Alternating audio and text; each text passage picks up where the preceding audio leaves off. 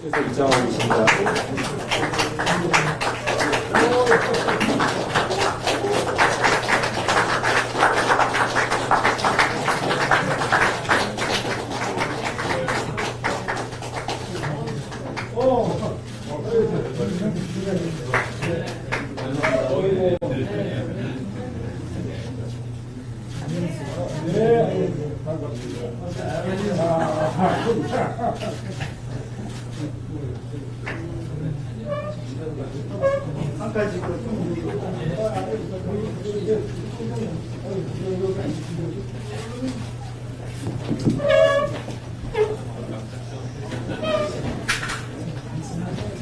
네, 그럼 지금부터 정치를 판가리 합니다. 새롭게 대한민국 김문수 대통령 후보 개헌 정치개혁 공약 발표 행사를 시작하겠습니다.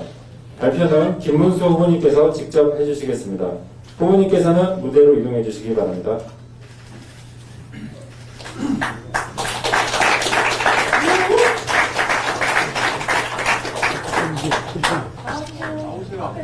조금 치우고 약간. 여러분 반갑습니다. 오늘 제가 정치개혁을 발표하는데 제가 부족한 점이 많기 때문에 우리 손학규 선배님께서 같이 저희를 도와서 정치개혁도 하시고 또 여러 가지 저에 대한 부족한 점을 지도해 주시기 위해서 오늘 오셨습니다. 저는 손학규 선배님은 저희 대학교의 학생운동의 선배이시고 또 직접 공장에 들어가셔서 노동 현장에도 계시고 또 선배이시고 또 빈민운동이나 여러 부분에서 선배이십니다. 제가 도지사를 나올 때도 우리 손 선배님한테 그 도지사 그거 하는 게 좋습니까? 이렇게 물어보고 그러니까 뭐 한번 해볼 만하긴 하다고 그러셔서 그때는 사실 손학규 선배님이 도지사를 한 번 더 하셔야 된다. 그런데 단임으로 마치시고 바로 이제 대통령 후보로서 떠나셨는데 그 뒷자리를 제가 이어서 저는 매우 수월하게 처음에 도지사가 되었습니다. 앞에 잘 닦아 놓으셨기 때문에 제가 수월하게 됐고 제가 하던 많은 사업이 거의 손학규 선배님이 시작하거나 구상을 다 해놓으신 것을 받아서 제가 8년 동안 완성하거나 또는 완성 못한 것도 있는데 정말 여러 가지로 경기도 발전을 위해서 많은 일을 하시고 또 저에게 많은 것을 남겨주셔서 제가 그만큼 일을 할 수 있었다는 점을 말씀을 드립니다. 그리고 무엇보다도 본인이 기성정치에 물들지 않고 새로운 정치 길을 가야 되겠다.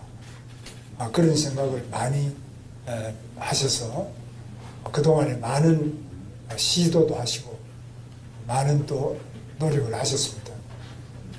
그래서 저에게는 아마 운동권에서의 그 생각만이 아니라 국회의원으로서도 또 광명에서 국회의원 하셨는데 국회의원으로서 또 도지사로서 그리고 이론적으로도 뭐 옥스퍼드 정치학 박사시니까 여러분 아시는 것처럼 우리나라 최고의 정치학계의 가장 석학이시고 서강대학 교수로서 아마 우리 조영술 대변인도 직계 제자인 것 같은데 오늘 딱 뵙더니만 무조건 선생님하고 따라오는데 정말 많은 제자도 양성을 하셔서 훌륭한 역량을 가지신 우리 손학규 선배님을 모시겠습니다.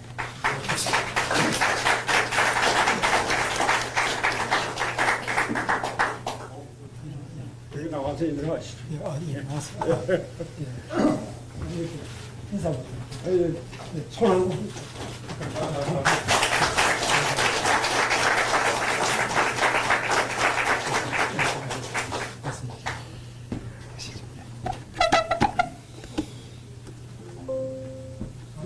이쪽으로 오시죠. 이쪽으로 하시고. 제가 옆에 있겠습니다.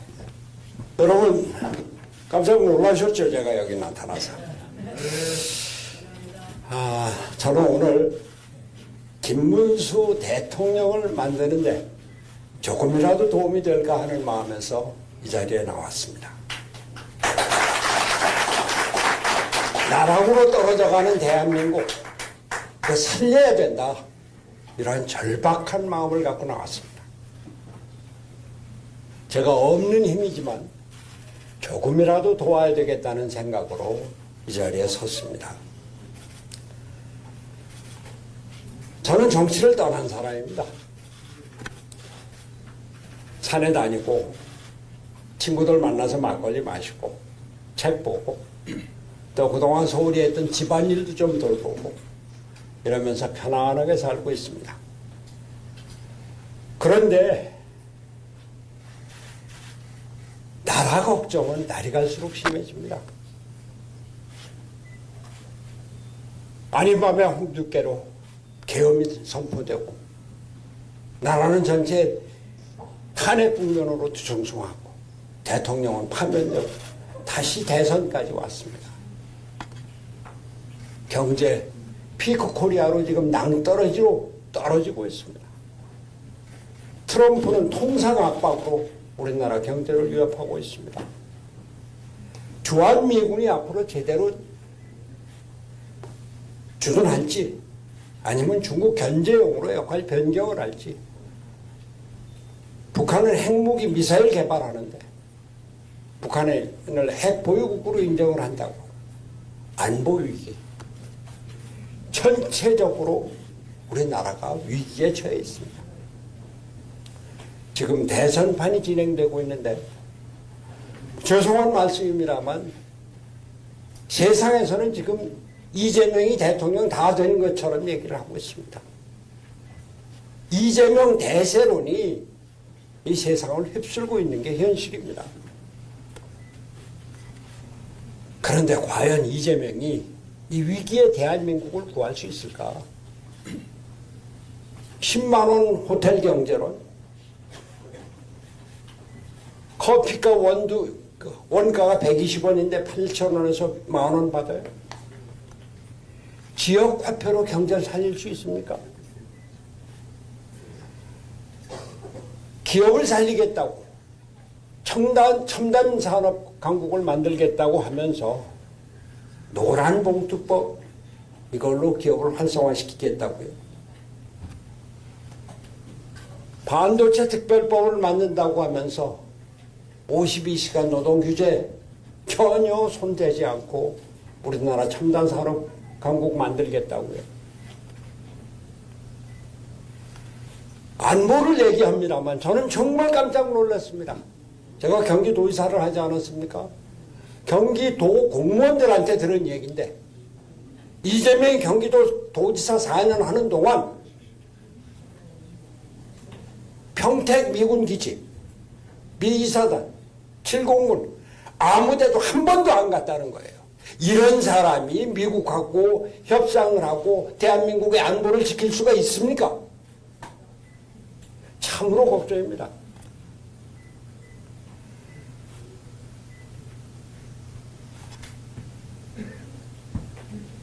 제가 솔직하게 말씀드리겠습니다.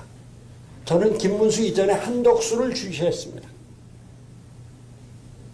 이 자리에도 그런 분들 꽤 많이 있을 겁니다. 당장 트럼프가 집권해서 관세 폭탄으로 통상 위기가 왔는데 이거 누가 관리할 건가?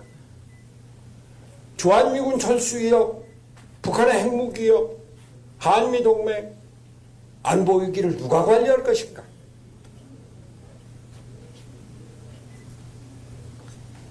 그동안 관직 모든 것을 다 하고 대통령 권한대행까지 하고 이런 사람이 그래도 대미 협상 능력이 있고 경제위기 관리를 할 능력이 있을 것이다. 거기에다가 저는 우리나라 정치체제가 이대로 대통령제로 대통령과 의회가 충돌하는 정치 불안정으로는 우리 살아갈 수 없다. 정치 체제를 바꿔야 된다. 권력 구조를 바꿔야 된다. 오랜 신념이고 주장을 해왔습니다. 그런데 한덕수가 나 3년만 하면서 헌법 개정을 하고 7공하고 준비하고 나 그만두겠다. 거기에 싹 반했습니다. 그래서 한독수를 취재했던 겁니다.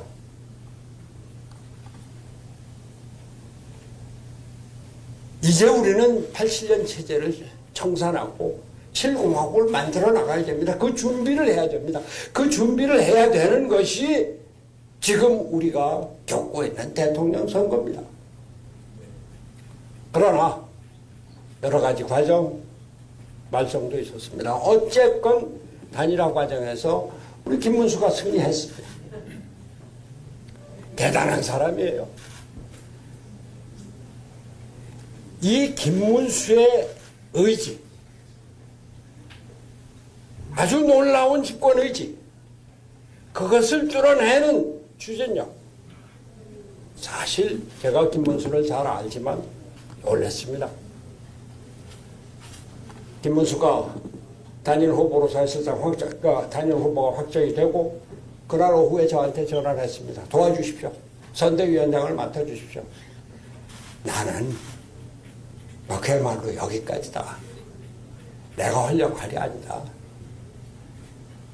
그 한쪽에는 사실 김문수에 대한 탐탁하지 않은 감정이 남겨져 있었습니다. 그런데 이제 대선 열이틀밖에 남지 않았습니다. 제가 어떻게든지 이 나라를 구해야 된다. 이 나라를 구하기 위해서는 그래도 김문수밖에 없다 이런 생각을 하면서 어떻게 돕지 생각을 하다가 어제 저녁에 YTN 방송에서 대담을 하고 그리고 생각을 했습니다. 이렇게 이재명한테 정권에 가서 나라를 맡길 수는 없다. 김문수가 경기도지사 잘하고 청렴 결백하고 아주 직선적이고 그리고 확고한 의지를 갖고 있는 김문수밖에 없다. 더 끌지 말고 이제 나가서 돕자. 어젯밤에 결정을 했습니다.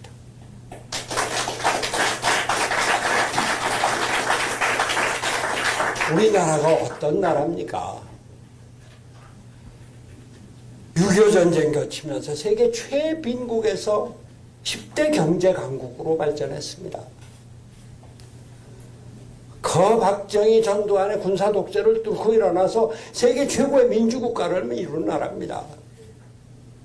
저희가 어렸을 때 쓰레기통에서 무슨 장미꽃이 피어나느냐 이런 얘기 듣고 그런 조롱을 받으면서 세계인이 선망하는 문화 강국을 이룬 나라입니다.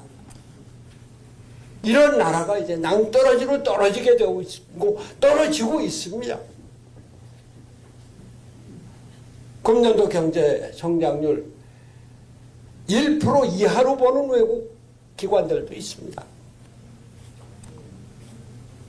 이번 대통령 선거, 이번 이러한 위기의 대한민국을 살릴 지도자를 뽑는 선거를 해야 됩니다. 이 위기의 대한민국을 살릴 수 있는 사람 바로 김문수 후보뿐입니다.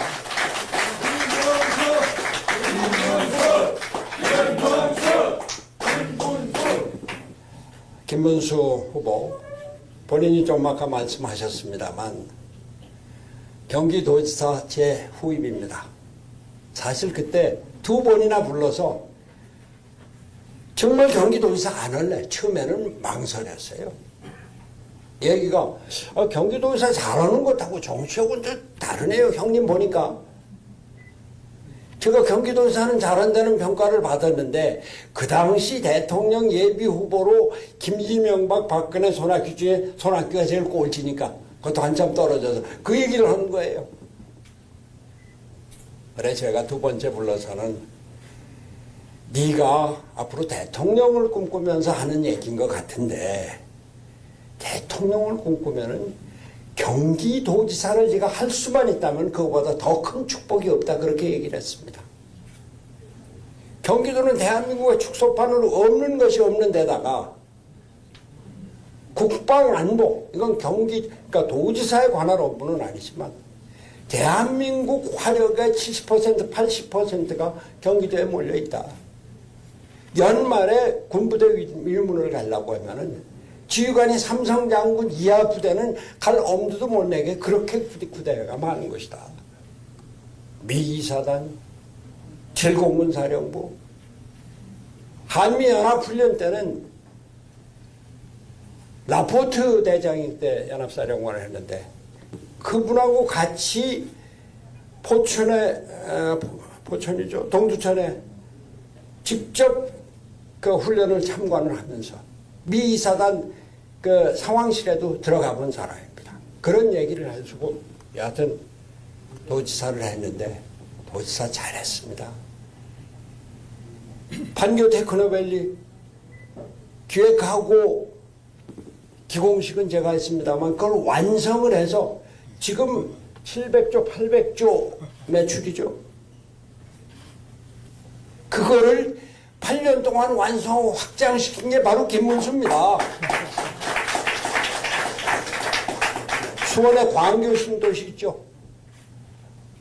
지방자치단체가 신도시를 만든 게 그겁니다. 그때 제가 기억했는데 그걸 완성해서 지금 아주 최고의 주택단지로 만든 게 김문수입니다.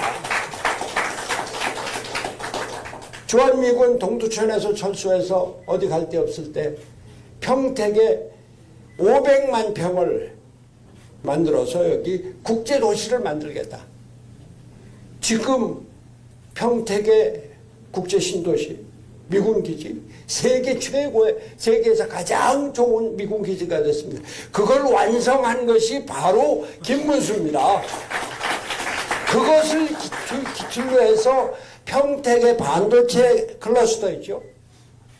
우리나라 최고의 반도체 클러스터인데 세계 최대의 반도체 클러스터인데 그거를 기획하고 만들어서 지금 생산해서 반도체 강국을 만든 게 바로 여러분의 김문수입니다.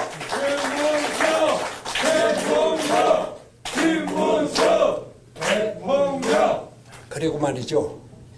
저는 김문수가 GTX를 얘기할 때 야 저거 저런 걸 되지도 않을 텐데 말이죠. 처음에 꽁수인 줄 알았어요.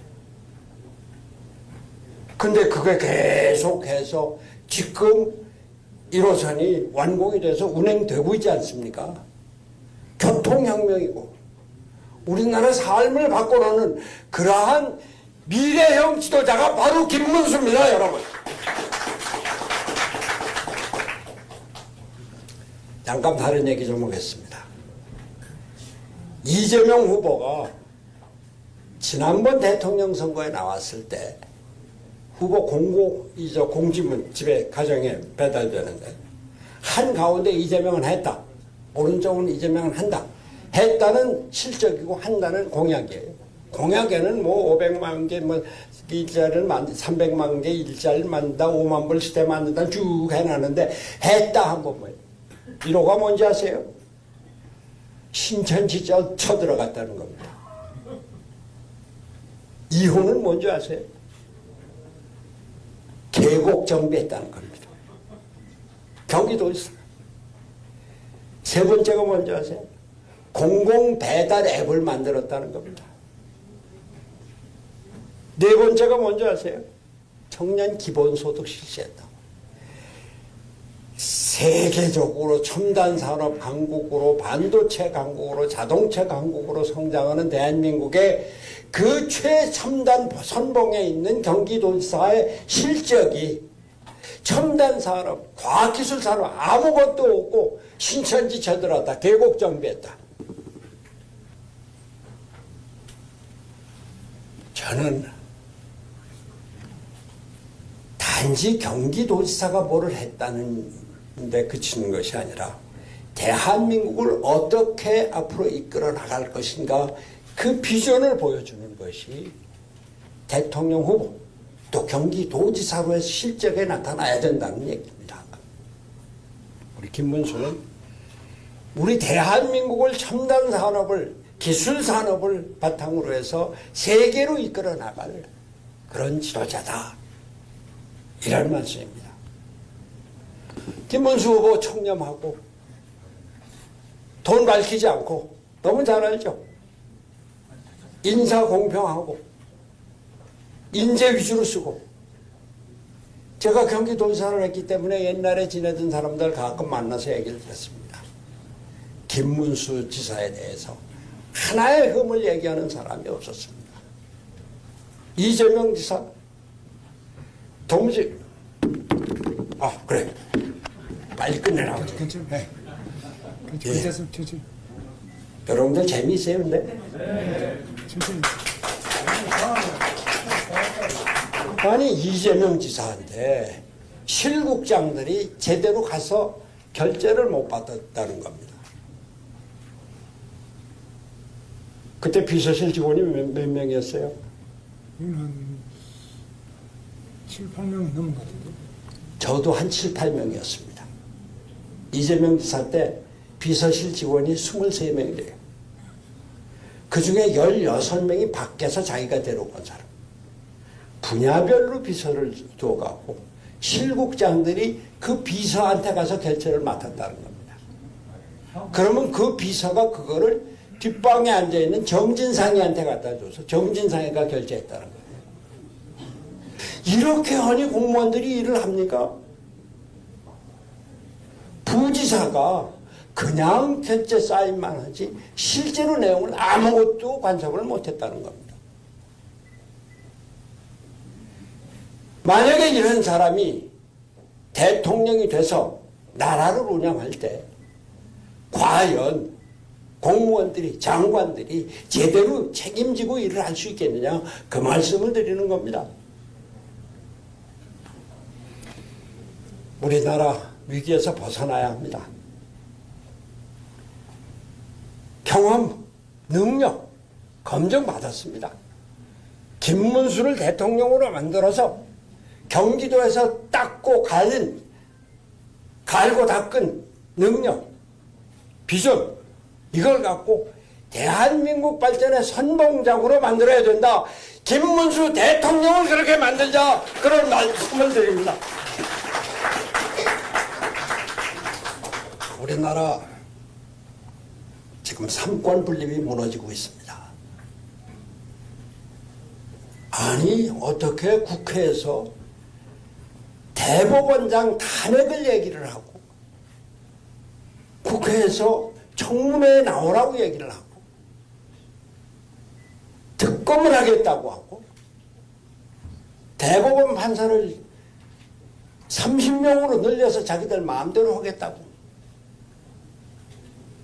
그리고 선거법상의 위증죄 이건 처벌 대상이 아니다 그래서 그걸로 대법원에서 파기환송받은 이재명 앞으로 면소 판결 받겠다 이런 겁니다. 법을 바꾼다는 거예요. 대통령이 당선되면 재판을 정지하겠다. 오죽하면은 법관들이 법원 대표자 회의를 소집을 해놓고 그 의제를 재판의 독립 그 재판 독립의 이유는 재판 결과를 갖고 이 책임을 묻는 거 이거 안 된다. 그걸 때문에 제도를 바꾸는 법을 바꾸는 거 이거 안 된다. 이걸 의제로 삼지 않았습니까? 이재명이 대통령이 되면 행정부 입법부는 물론이고 사법법까지 그 아래다 놓겠다는 겁니다. 오죽하면 오늘 아침 어느 신문 주필이 칼럼에 총통제 위기가 다가오고 있다 그렇게 썼습니까? 제가 오늘 김문수를 지지하러 나온 것은 그저 내 후임 경기도지사 이것이 아니라 우리나라가 이렇게 가다가는 민주주의가 완전히 무너지고 삼권 분립이 아니라 삼권 통일의 총통제 이럴 위험이 있다. 우리 민주주의를 지켜야 된다. 경제를 살려야 된다. 안보를 제대로 지켜야 된다. 거기에 김문수가 있다. 그래서 여러분께 호소를 드리러 나온 겁니다.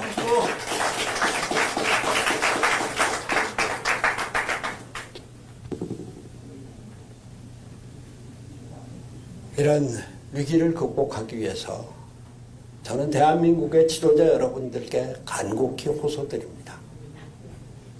저도 주저하다가 이렇게 나왔는데 지도자 여러분들께서 내 개인의 정치적인 이해관계, 내 개인의 생각 이런 거 좀 접어두시고 나라를 살리는데 같이 나서 주시기 바랍니다.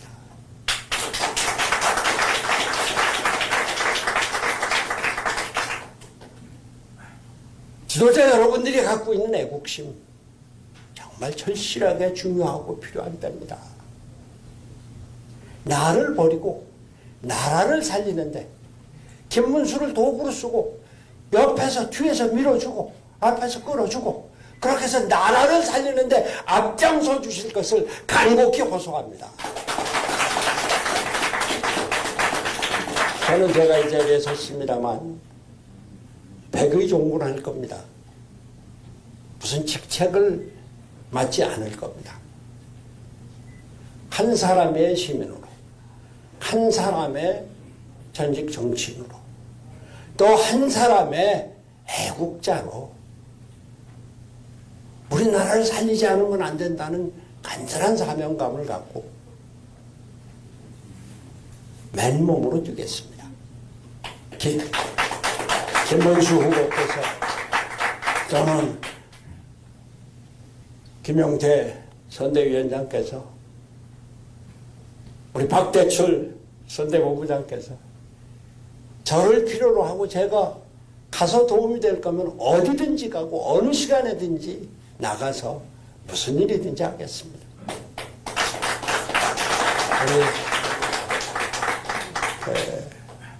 존경하는 우리 김문수 지지자 여러분, 내가 어느 당에 속해 있건 또 과거에 김문수와 어떤 관계에 있었건 또 지금 내가 뭐를 해야 될까 걱정하는 분들, 지금은 정말로 애국심이 필요한 때입니다.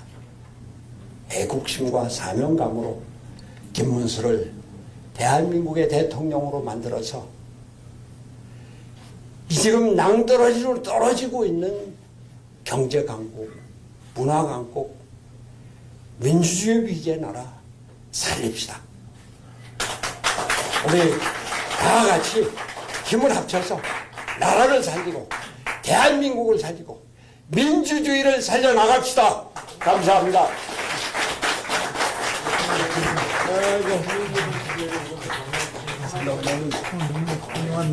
너무 얘기가 길었죠? 감사합니다. 네, 다시 한번 큰 박수 부탁드리겠습니다.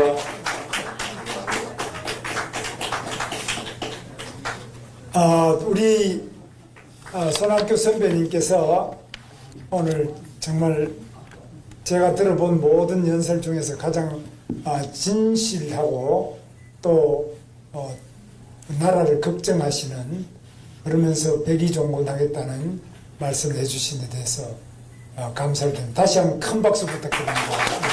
감사합니다. 제가 정치를 떠나서 인생의 여러 가지로 훌륭한 선배님이시기 때문에 늘 말씀을 듣고 잘 모시도록 하겠습니다. 오늘 그러면 제가 원래 하려고 했던 정치개혁 부분을 발표를 드리겠습니다. 오늘 다 말씀하셨는데 근본 취지나 그 방향은 우리 옥스포드 정치학 박사이시고 서강대학교 또 정치학 교수이시고 또 당의 대표도 많이 하시고 우리 국회의원 모든 경험을 다 해주신 손학규 선배님 말씀 속에 다 들어가 있습니다. 오늘 우리나라가 너무나 어렵기 때문에 이 부분에 대해서 제가 준비된 것인데 여기에 빠진 것도 있습니다. 빠진 것들은 앞으로 제가 그동안에 당의 정치개혁위원장도 하고 제가 공천위원장이나 당직도 제가 많이 해보고 당 운영에 구체적인 부분도 많이 제가 관여를 하고 겪어봤기 때문에 제 구상이 많이 있습니다. 그러나 이 정치개혁은 말로 하는 게 아니고 결국은 세력 간의 합의가 돼야지만 가능하고, 합의가 안 될 때 어떤 경우에는 혁명이 일어나는데 저는 지금이 혁명기라고 생각합니다. 지금 한국 정치가 그냥 단순한 제도적인 타협이나 합의 이걸 넘어서서 혁명이 일어나는데, 하나는 방금 손학규 선배님 말씀처럼 거대한 독재, 민주당이라는 이름 아래 이재명의 개인 독재가 총통제를 향해서 치닫고 있는 이 권력의 분립은 없고 당내 민주주의도 없고 여야 간의 건전한 상식과 타협 또는 헌법상의 여러 가지 권한을 모두 침범하는 이런 핵의 망측한 일이 일어나는데 그 중에 가장 중요한 점이 바로 범법자가 재판을 5개나 받고 있고 온갖 불법을 해서 그 주변이 다 구속되는데 가장 그 우두머리인 범법의 우두머리는 지금 이 법을 바꿔서 자기가 책임을 면하고 처벌을 면하고자 하는 이런 무지막지한 방탄 입법까지 하면서 드디어 방탄 대통령이 되어서 이 나라를 총통제로 불행의 나라로 가는데 그때는 견제할 수 있는 브레이크가 없기 때문에 아까 말씀하신 것처럼 막을 길이 없습니다. 오직 의병만이 막을 수 있는 의병이 지금 우리 손학규 선배처럼 많은 경험과 세월의 풍파를 겪으신 분들이 뭉쳐서 엄청난 희생을 하면서 이 나라를 총통 독재로부터 구해내는 새로운 제2의 민주화 단계에 왔다고 저는 생각합니다. 그것은 세계 역사상 유례없는 이재명 독재, 입법 독재를 넘어서서 진정한 민주화, 한 단계 더 높은 차원의 민주화를 이룩하기 위한 그 길목에 들어와 있다. 저는 그렇게 봅니다. 이번 선거는 그런 면에서 우리나라의 제2의 민주화를 이룩하느냐 아니면 이 선거를 통해서 완전한 총통제로 가느냐 저는 매우 우려하고 있습니다. 제가 발표된 문안을 우선 발표하겠습니다. 존경하는 국민 여러분, 지난주 저는 대통령 임기 단축과 불소추 특권 폐지를 포함한 권력 내려놓기 개헌과 대한민국 경제의 족쇄를 푸는 규제 판가리를 발표하며 대한민국 시스템 대전환 계획을 밝힌 바 있습니다. 오늘은 그 연장선에서 국민적 여망이 높은 정치개혁에 관한 구상을 말씀드리겠습니다. 바로 김문수의 정치 판가리 선언입니다. 첫째, 제왕적 대통령이 아닌 국민의 대통령이 되겠습니다. 대통령이 정치개혁을 주장하면서 스스로 기득권을 지키려 든다면 국민 누구도 설득하기 어려울 것입니다. 저부터 제왕적이라 불리는 대통령 권한을 과감히 내려놓겠습니다. 4년 중임제 도입을 위해서는 대통령과 국회의원 임기를 일치시켜야 하는 만큼 제 임기를 3년으로 양보해서 2028년 4월에 대통령 선거와 국회의원 선거를 동시에 실시하도록 하겠습니다. 전국 단위 선거를 4년간 2번으로 정비하면 정치 일정이 예측 가능하고 선거에 소요되는 행정 재정적 비용도 크게 줄어들게 됩니다. 국민의 재신임을 받기 위해 정부 여당은 협력하고 여야는 입법 성과로 경쟁하는 건전한 정치 문화가 조성될 것입니다. 대통령을 제왕이 되게 하는 힘의 원천은 바로 인사권입니다. 공공기관 낙하산 인사를 근절하기 위해서 낙하산 금지법을 제정하고 한국판 플럼북 제도를 도입하겠습니다. 플럼북은 국정 철학을 구현하기 위해 대통령이 필수적으로 임명해야 할 공직 명부입니다. 플럼북에 담길 필수직위와 자격 조건도 여야 논의를 거쳐 선정하겠습니다. 개헌 추진 과정에서 대통령 불소추 특권 역시 과감히 폐지하겠습니다. 스스로는 감시받는 권력이 되고 수사기관의 독립성은 대폭 강화하겠습니다. 대통령 친인척을 대상으로 하는 특별감찰관은 문재인 대통령과 윤석열 대통령이 모두 임명하지 않아서 무용론이 나오고 있습니다. 저는 야당이 추천하는 분을 특별감찰관으로 임명하겠습니다. 이재명 후보님이 추천해 주시면 더욱 좋겠습니다.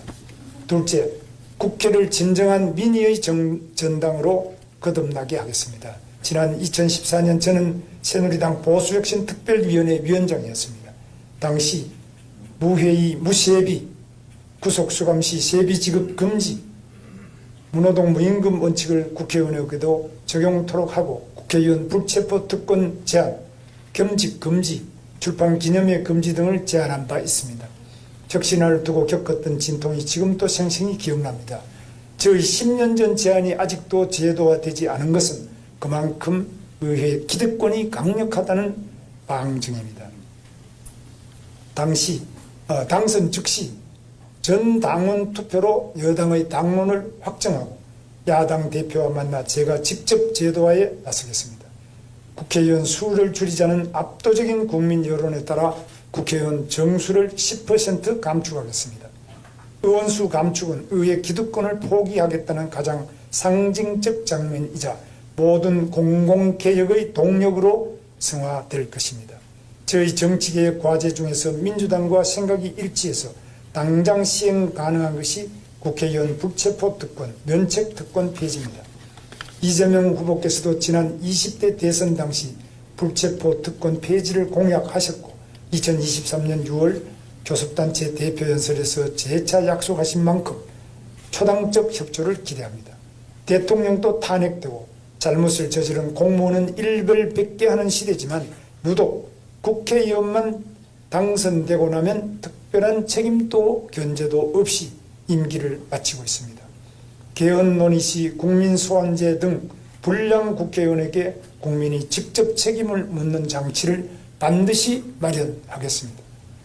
아울러 의회의 권력 남용을 막는 차원에서 탄핵 요건을 강화하고 헌법재판소 탄핵 인용 전까지는 직무를 수행할 수 있도록 하겠습니다.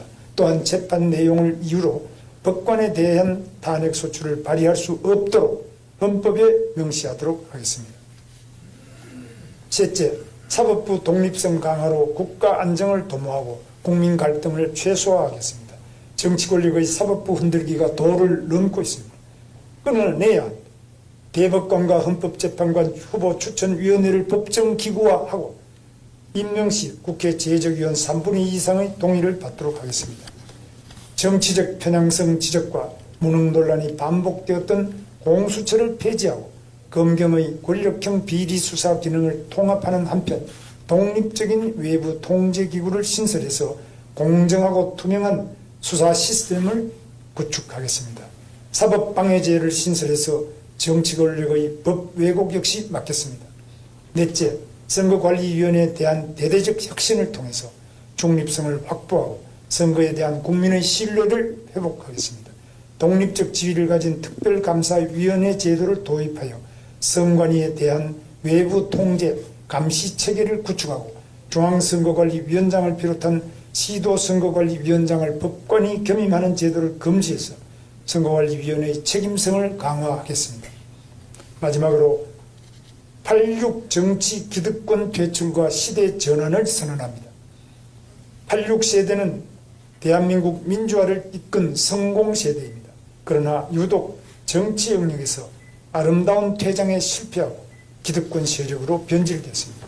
정치 행정 영역에서의 과감한 세대교체로 시대 전환을 이끌겠습니다. 국무위원의 3분의 1 이상을 40대 이하 50세 미만으로 임명하는 등 40대 총리 탄생도 자연스러울 정도로 공적 영역에서의 세대교체를 확실히 하겠습니다.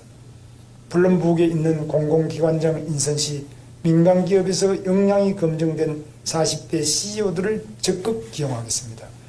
한다면 하는 김문수, 이번에는 정치판을 확 갈아엎겠습니다.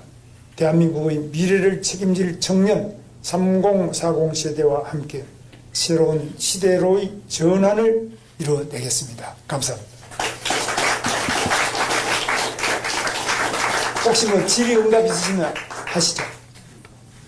없으시면은 제가 일정상으로 마치도록 하겠습니다. 필요하신 부분은 또 우리 오늘 손학규 정치학 박사님이 오셨으니까 좀 많은 말씀을 나누시면 좋겠습니다.